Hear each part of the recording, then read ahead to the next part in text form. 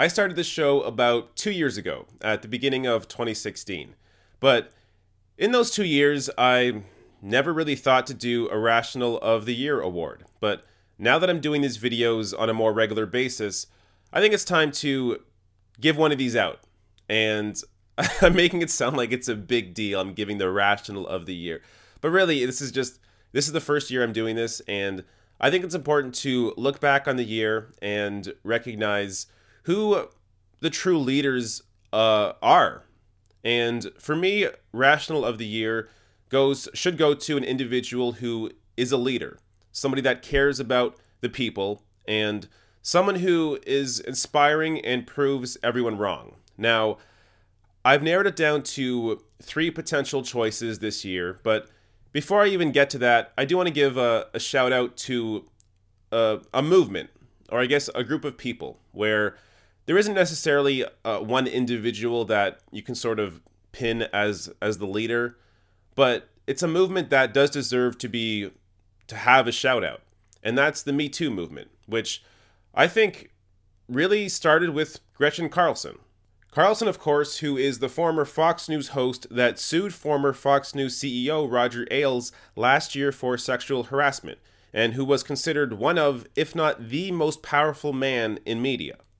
And to sue the most powerful man in media, I think takes a lot of guts, and that's why I see it as the precursor to the Me Too movement, which was started in 2006 by activist Tarana Burke, and then popularized by actress Alyssa Milano.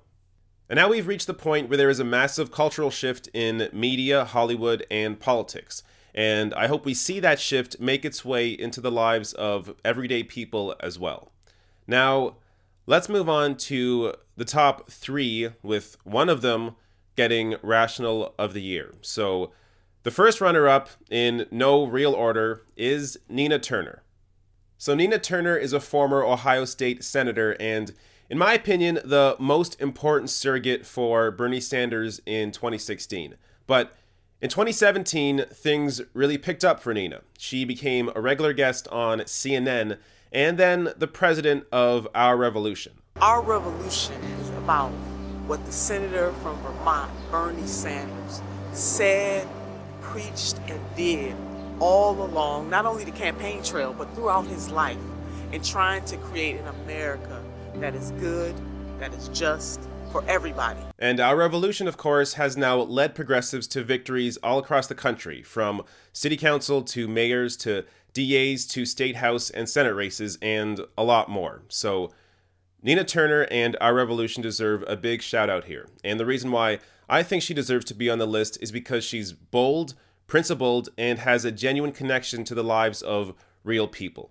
Now, here's just a sampling of what we saw from Nina Turner this year. No one in Ohio is asking about Russia.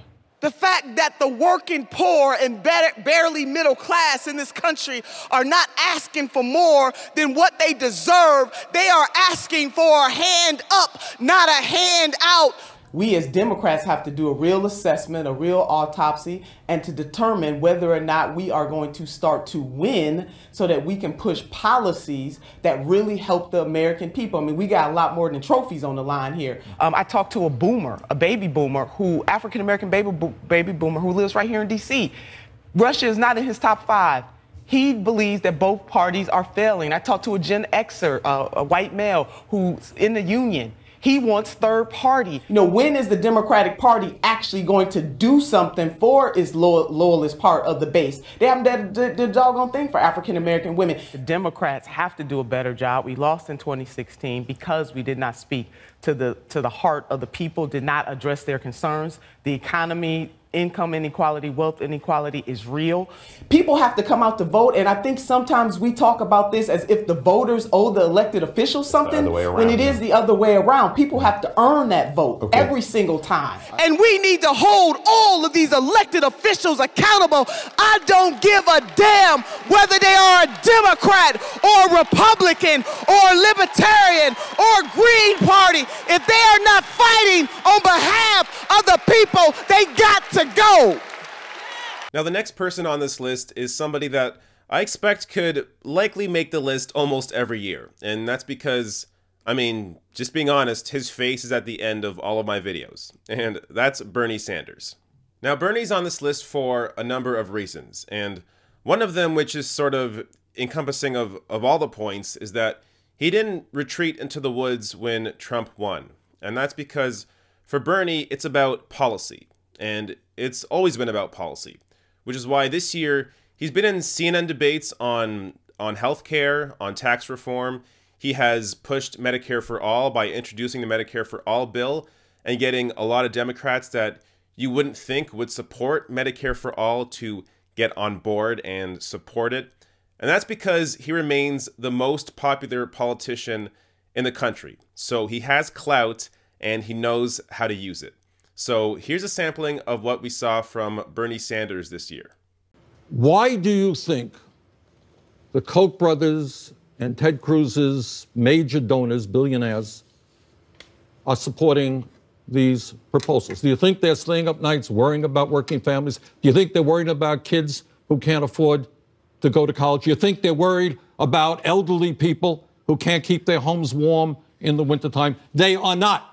After this bill is passed, and I suspect it will be, you will not support any cuts to Social Security, Medicare, and Medicaid. Do I have that word from you? I am not going to support any cuts to people who are on the program and need those benefits. There it is. But I want this program to survive. I'm going to acknowledge that we need this program.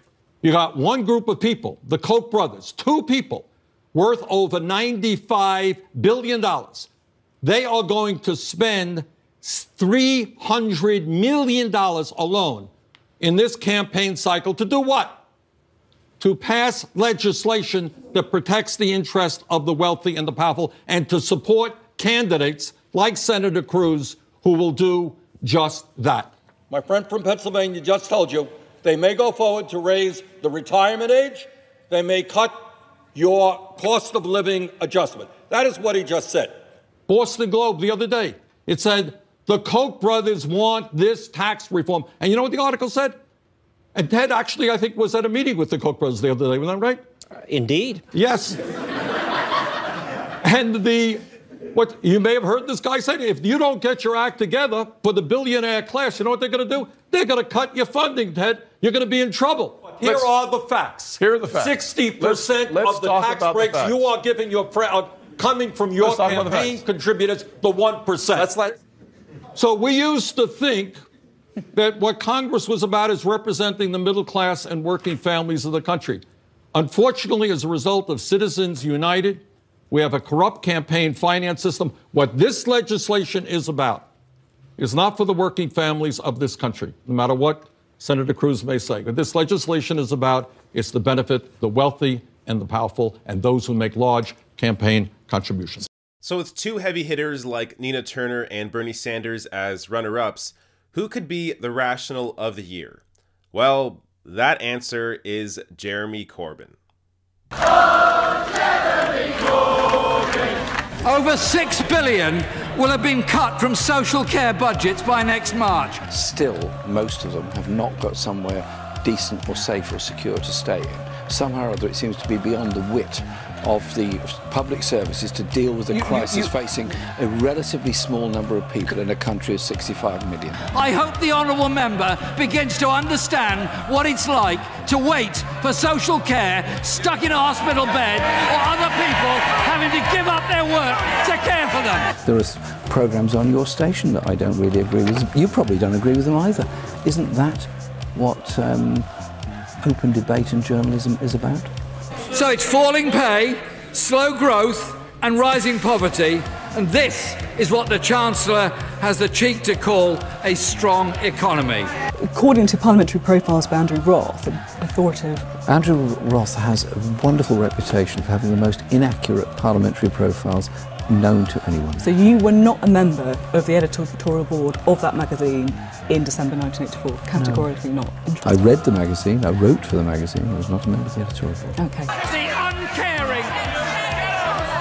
uncaring, uncouth attitude of certain members of to be called out. So Jeremy Corbyn, of course, is the UK's Labour Party leader. And In June, he destroyed all expectations, taking down Theresa May's majority and gaining 30 seats for the Labour Party, and doing that based on a real socialist message for the people, a message of increasing the minimum wage, of increasing corporate tax rates, of introducing a cap on rent, of abolishing tuition fees, and of course on increasing spending for the national healthcare services. So he proved to everyone that yes, in fact, a real socialist message can be popular enough to at least get close to a win. And I think it's clear that he will, in fact, be the next Prime Minister of the UK.